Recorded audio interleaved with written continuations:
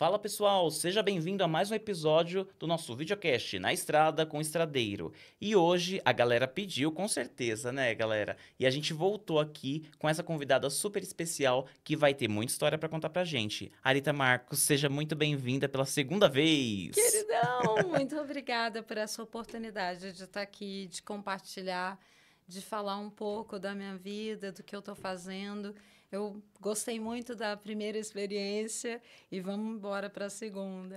É isso aí. Hoje a gente vai estar falando um pouquinho, galera, de um tema que talvez você não conheça, mas hoje você vai ter a oportunidade de conhecer: fenomenologia. Sim, a fenomenologia é um estudo que se propõe para a compreensão daquilo que está no campo da impossibilidade questional e compreensiva dos acontecimentos. Então, a fenomenologia ela não está apenas para os acontecimentos paranormais, mas está para acontecimentos geológicos, para acontecimentos mentais, comportamentais e também espirituais. Então, dentro da ciência fenomenológica, eu estudei parapsicologia, eu estudei física, eu estudei mecânica quântica, estudei ressonância harmônica, bioenergética, que todas hoje são utilizadas, todas essas ciências são utilizadas dentro das terapias holísticas que eu atendo.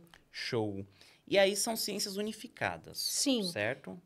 E sobrevivências, oficinas, o que você traz de novo, assim, pra galera? então, posso Fica à direcionar melhor, vontade. porque eu percebo assim que para você esse é um assunto que é difícil para você conceber como conversar sobre isso, porque você não tem Sim, conhecimento e não tem sim, obrigação, porque é uma área do conhecimento humano que é difícil das pessoas se dedicarem. sim. Né? Quantas pessoas você conhece que estão falando de fenomenologia? A gente vê falar de espiritualidade, de paranormalidade, mas a fenomenologia, como estou te falando, é uma área que abrange as ciências geológicas, porque acontecem fenômenos naturais, né? Tempestade de areia, animal caindo do céu, sabe? Chuva de morcego, chuva, né? Sim. Todo tipo de fenomenologia. Então, a gente entende que essa é uma ciência. Por quê? Por que eu fui estudar ciência fenomenológica? Boa. Eu sou paranormal de nascença. Então, o paranormal, ele tem nomenclaturas para identificar qual é o grau de mediunidade ou paranormalidade que você tem. Mediunidade é um grau, paranormalidade é outro. São coisas São distintas. coisas distintas. Uhum. Então, a parapsicologia explica a paranormalidade. A mediunidade, você já vai para o kardecismo, que está dentro de uma religião. Você já vai para uma umbanda, para uma que é o que vai falar de mediunidade. A paranormalidade é uma ciência. Show. A paranormalidade é estudada pela parapsicologia Uhum. e é explicada pela parapsicologia. Então, o que acontece? A paranormalidade pode ser explicada e exemplificada através da ciência quântica. Então, para estudar isso, para entender isso, você não tem como trabalhar com parapsicologia, paranormalidade, sem entender a quântica. Então, eu fui para o campo da fenomenologia para direcionar as minhas faculdades que eu tenho para a ciência e não para o campo espiritual. Eu não queria me tornar uma mãe de santo, eu não queria me tornar trabalhar com incorporação, eu queria direcionar uma sensibilidade tão apurada para o estudo de fenômenos. Por quê? Porque sabemos, através do datado humano, que muitos povos, muitas raças foram extintas por fenômenos. Sim. A nível de Brasil, a gente pode falar, Sim. né? Então, o que acontece é entender como se dá e como prever. É possível prever esses fenômenos? Como se dá? E sabendo como se dá, é possível? Sim. A partir do momento que você canaliza a sua sensibilidade para o entendimento do datado, colocar o datado, aquilo que a gente sabe como história, que está aí para gente, povos que morreram, todo tipo de fenomenologia comportamental, como o fenômeno da revelação do espiritismo por Allan Kardec. Então, todos esses fenômenos que movem as massas e que mudam o entendimento, que traz uma expansão mental para as pessoas podem ser metrificados. Como? O ser humano é feito de dados. Tudo no mundo é feito de dados, dados multidimensionais. Os acontecimentos, eles deixam registrado dados num local chamado Banco Psi, que fica na noosfera. Então, tem a Terra, e assim como o humano possui a aura, a palavra mais conhecida é aura, mas tem a cosmogênese, né? Tem o corpo que é etérico, tem os corpos sutis. Então, há nomenclaturas inúmeras num estudo mais aprofundado. Então, a pessoa que tem um estudo raso só vai falar aura, mas tem a cosmogênese, você pode falar de cosmogênese, você pode falar de corpos sutis. Então, cada ser humano tem um pacote de dados. E tudo que você pensa, tudo que você sente, você emana e joga dados a seu respeito para esse banco Psi. É como o pessoal fala assim, normalmente em conversas informais. Ai, a energia de fulano é pesada, a energia de ciclano é leve. Tem a ver com isso ou não? Não. Nesse sentido. Nesse sentido, não. Porque as suas sinapses, os impulsos eletromagnéticos da mente, quando você pensa, sente e age, ele não está totalmente alicerçado em energia, mas em impulso. A energia faz parte, mas o impulso, esse impulso, ele é registrado. Então, quando uma pessoa de poder toma uma atitude que atinge a massa, isso fica como um registro, um dado daquele tempo, um marco. Sim. Então, quando você faz leitura de dados multidimensionais, você pode, metrificando, escalando os dados do passado, verificar que aquilo que está acontecendo hoje, na atualidade, já aconteceu antes, portanto, você já sabe o que virá daquela situação. Então, não se trata de mediunidade. Então, quando um Bill Gates vai num TED e fala que da Covid, fala de uma epidemia em 2014 e a Covid vem em 2019, ele não está sendo médium. Sim. Ele está metrificando, ele está fazendo uma leitura do passado, vendo a condição atual e sabendo que aquilo vai acontecer. Pela questão da saúde atual, pela questão comportamental, pela questão geológica, por entender e estudar a natureza, a condição da água, a condição do ar, a condição... Ele sabe, então, que o que virá que pode afetar a humanidade é uma epidemia. Então, ele vai lá em 2014 e fala, em 2019 acontece. Então, para que nós estudamos a fenomenologia? Para entender como fazer a leitura de dados, que dados, como você... Para que o médium coloca à disposição as suas faculdades para a ciência? Para trabalhar o estudo do entendimento do que é sutil, dados sutis, que o intelecto racional, sem essa sutilidade, sem essa expansão de consciência, não pode conceber. Então, o entendimento mais claro para você entender é o que é consciência. Então, a consciência não é mental. Federico Fadim, que é um físico, um visionário, um homem que criou o microchip, ele diz que a árvore possui consciência, as plantas possuem consciência, mas não possui cérebro. Portanto, a consciência não é mental, porque não parte do cérebro. A consciência é cósmica. Então, o médium, o paranormal, ele se coloca para o estudo da fenomenologia porque ele tem uma consciência expandida que dá de traduzir os impulsos, os eletromagnéticos e trazer dados significativos para o avanço tecnológico e para os acontecimentos futuros da sociedade. Então, é um serviço de necessidade para a humanidade. É um trabalho necessário para evitar danos. Então, o trabalho da fenomenologia é redução de danos. Danos de comportamento humano, danos geológicos, danos de todas as naturezas que podem ser metrificadas e escaladas através da leitura de dados. E você me contou uma coisa no nosso bastidor aqui hoje, galera, o seguinte, do seu personagem dentro disso. Fala um pouquinho, que eu fiquei curioso.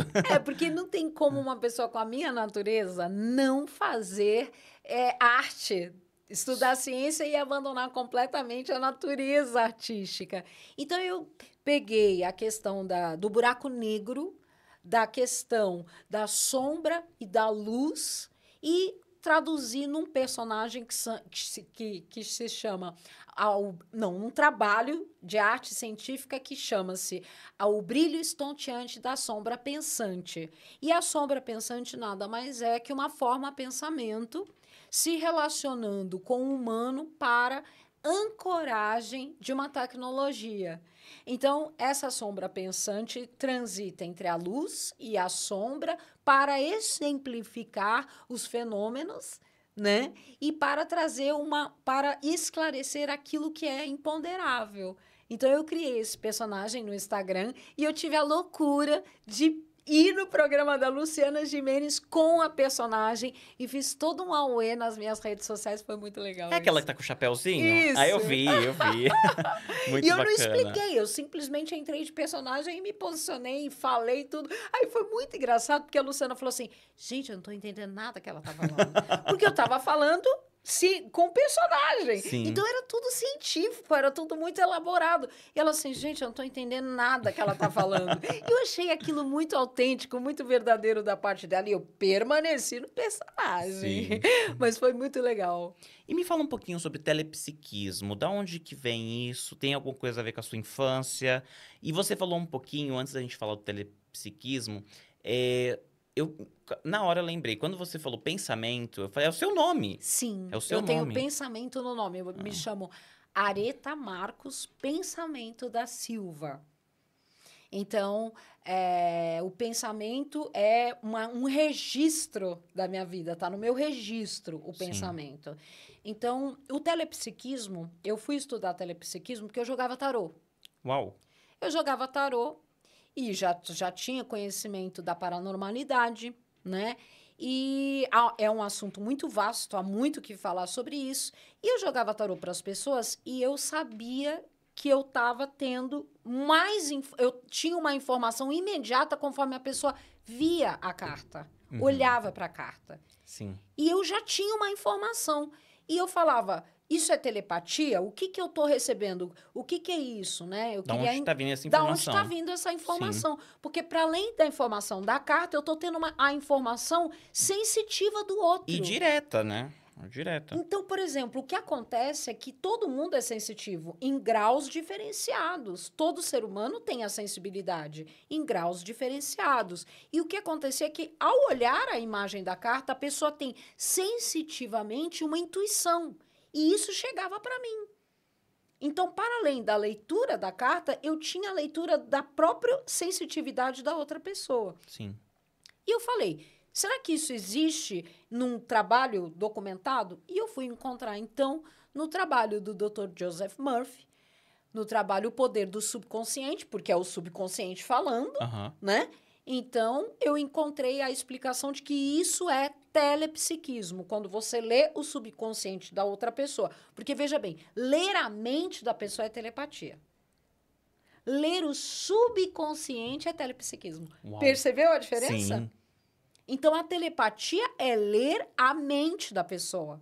Então, a gente pensa, a mente está o tempo inteiro. O subconsciente está por trás da mente. Sim. É o cósmico. Por isso que, então, a pessoa faz uma leitura da própria carta. A própria pessoa tem a sua própria leitura da carta. E aí, isso chegava para mim. E aí, eu entendi, através do trabalho do Dr. Joseph Murphy, que eu estava fazendo telepsiquismo. Então, eu comecei a jogar com telepsiquismo. Eu comecei a oferecer para as pessoas o tarô com telepsiquismo. Por quê? Eu tive a coragem, porque eu passei anos jogando sem falar nada. Mas já vinha as informações. Já vinha. Aí levei anos para admitir que eu sou paranormal, para começo de conversa. Você tinha um alto preconceito? Não.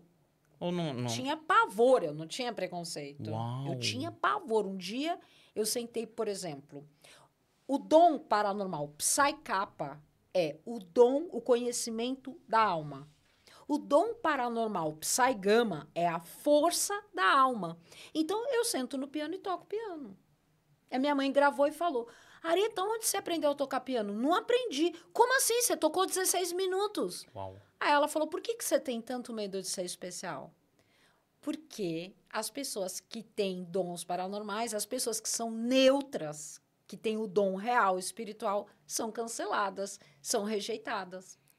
Bom, galera, e agora, chegando aqui no meio do nosso episódio, eu vou deixar a Arita já fez uma pergunta pra mim no outro episódio, então a gente vai mudar um pouquinho. Hoje eu quero fazer um episódio diferente com ela. Aproveitar que ela tá aqui, né? Topou estar aqui com a gente pela segunda vez participando do programa. Eu gostaria que você falasse um pouquinho disso, sobre cancelamento.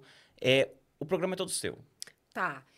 O que eu gostaria de falar para as pessoas é assim: a sociedade pede, exige uns dos outros o posicionamento. A neutralidade é sempre cancelada.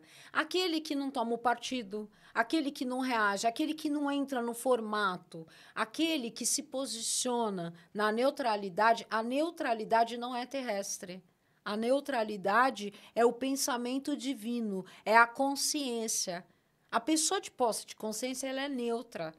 Ela não vai julgar o outro porque ela entende que o outro é um experimento de Deus. Então, o cancelamento, ele se dá pelo julgamento das pessoas e o não entendimento do que seria a experiência do homem na Terra. E o fato das pessoas viverem sobre um conceito racional datado. Então, a pessoa quer punir por conta o que aconteceu na ditadura. A pessoa quer punir. Eu não estou dizendo que a gente não tem que lembrar. A gente tem que lembrar para não fazer mais. Mas punir e castigar eternamente os que participaram, os que viveram, é uma crucificação eterna. E a crucificação, ela está alicerçada no ego. Então, o cancelamento, ele ceifa vidas. E isso vai contra os valores básicos humanos. Então, quando você pleiteia, você está pleiteando o direito do LGBT, você está pleiteando o direito à terra, você está pleiteando o direito à meritocracia, tudo que você pleiteia tem que passar pela neutralidade, tem que passar por... Esse direito serve para todos. Agora, se a pessoa não está na sua ideologia, se a pessoa não pensa como você já exclui e já tira todos os direitos dessa pessoa. Então, essa pessoa fica cancelada quando não pensa como a massa, quando não pode ser moldada pela massa. Eu não possuo raiva, não possuo ódio de pessoa nenhuma. Sou muito grata à TV Globo, por exemplo, a oportunidade de ter começado uma carreira na maior emissora de televisão. Sou muito grata a todos os episódios da minha vida de luz e de sombra, porque isso me torna a pessoa que eu sou hoje. E eu tenho muito prazer em ser a pessoa que eu sou hoje. Sim. Eu tenho muita segurança na pessoa que eu sou hoje. E uma das coisas que incomodam o outro é a pessoa segura. De si. De si. É verdade. Segura de si. Pessoa segura do que está fazendo, segura das escolhas, né? Então, por exemplo, sou uma pessoa que vive sozinha. Eu ando sozinha, eu vou no cinema sozinha, eu viajo sozinha, eu moro sozinha, eu não tenho relacionamento há anos. Então, as escolhas da minha vida são muito diferenciadas. É uma singularidade. Eu vivo uma singularidade. Essa singularidade, ela só existe por quê? Porque eu vivo a neutralidade. E Sim. a sociedade não aceita a neutralidade. Você tem que tomar um partido. Por quê? Porque a Terra é polarizada. Bem e mal, luz e sombra. Então, o que acontece? A Terra vai lá e providencia um partido e outro. E um fica brigando com o outro. E isso gera uma situação grave para a sociedade. E eu me coloco no meio, filamento. Muito legal, muito bom. E é bom também esses episódios porque a gente acaba te conhecendo um pouquinho mais, né? Agora, pra gente tá fechando, infelizmente a hora passa tão rapidinho. Nossa, passa muito rápido, Passa muito Rafael. rápido. Pelo Vamos amor falar de um Deus. pouquinho sobre a fenomenologia. O que você diria pro pessoal para conhecer o seu trabalho? Aquela palavra final para fechar mesmo o nosso programa. O ser humano nasce cósmico. Quando você nasce bebê, você é cósmico. E você é programado a se tornar terrestre. A única forma de evoluirmos é voltar ao homem original, ao projeto original do homem, que é o homem cósmico. Então, compreender e buscar conhecer o que é o projeto original do homem e o que é ser um homem cósmico é vital para a sobrevivência. Show. Arita, mais uma vez, muito obrigado. Obrigada pela oportunidade de estar aqui, Rafael. Beijo, gratidão ao espaço. Nós estamos num lugar científico. Quero agradecer também ao Rafael, né? O Rafael que faz a minha agenda, né? Que cuida aí do meu trabalho. Muito obrigado por essa oportunidade, por estar aqui, né? Sim. Realizando Na Estrada com o Estradeiro, nosso videocast. E teremos mais oportunidades. Eu quero te convidar, já está convidado aqui no ar, gente, para estar aqui falando um pouquinho da sua mãe, Vanusa, seu Sim, pai, Antônio eu virei, Marcos. sim. Né? A gente tem muita coisa para falar, né? E eu espero que você também curta esse vídeo, comente, deixe uma pergunta aqui para a Arita que eu vou mandar para ela e a gente pode falar num próximo episódio, de repente. Sim, com certeza. Né? E quem quiser conhecer o meu trabalho, a minha plataforma chama ID Humanator, tá no YouTube, tá no Instagram. E eu também tenho o meu Instagram pessoal, Arita Marcos. Entra, conversa comigo, troca a ideia. Tá bom? Eu também tenho atendimento de telepsiquismo com tarô, tenho atendimento das terapias holísticas e eu vou ter muito gosto de oferecer o meu trabalho e de compartilhar saberes, você me transmitir para mim os seus saberes e trocar. A vida é isso. É isso aí, gente. A gente está aqui sempre para aprender, para trazer novos conteúdos, para caminhar na estrada com o estradeiro. Até o nosso próximo episódio e tchau, tchau!